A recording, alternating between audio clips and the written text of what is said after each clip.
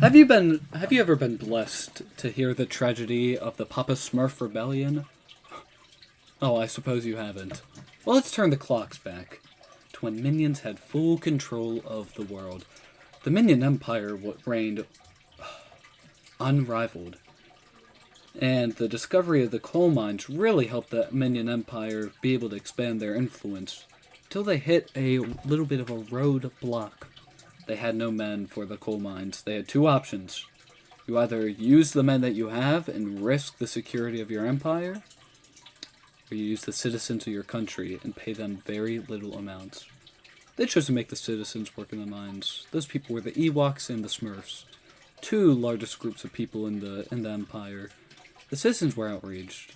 They called everyone together and marched down to the Minion Empire capital. Victory after victory. The Ewoks and Smurfs couldn't lose until the Battle of Mushroom Gorge, where everything fell apart. The minions launched a surprise counter-assault, which led to Papa Smurf's forces being overrun, and all of his forces being sent to the all of his forces being sent to the coal mine, where they had to work on the coal, move the coal. The Ewoks also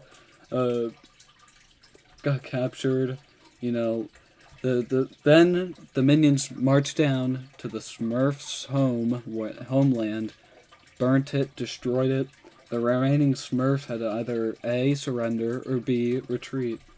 The Smurfs were outnumbered, outmanned, and they just did not have the gumption to win.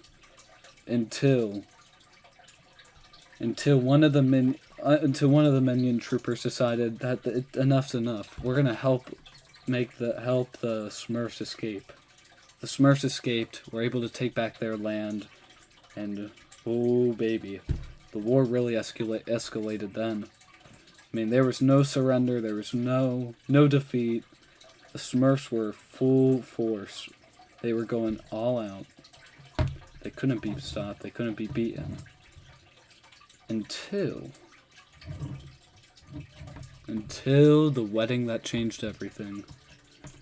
Papa Smurf's son, Little Smurf, decided he was going to have a wedding.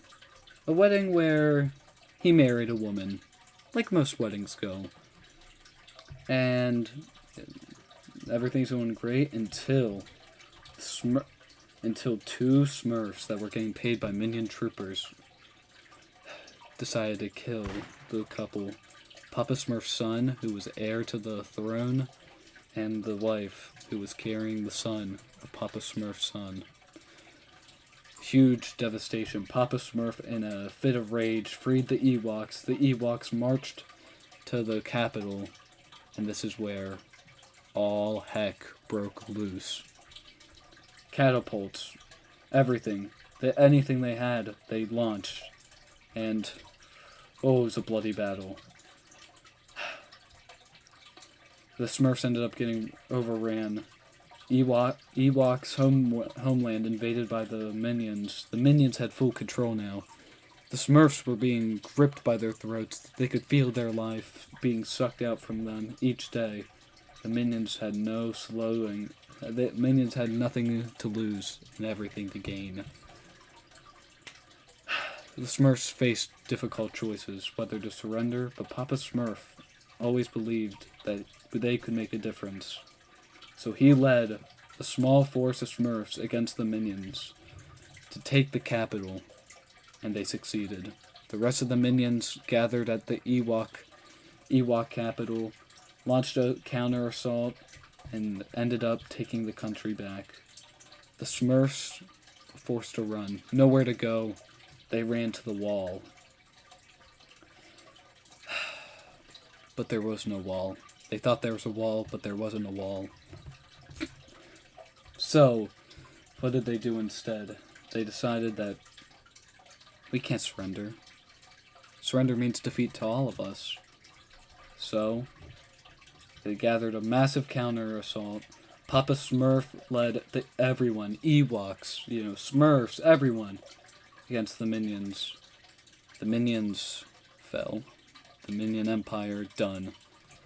The Smurf Empire reigned, and the Smurfs made the minions go into work in the coal mines. It was a devastating blow to the Smurf community. This was history time with Schmoopy Thomas. You all have a good one.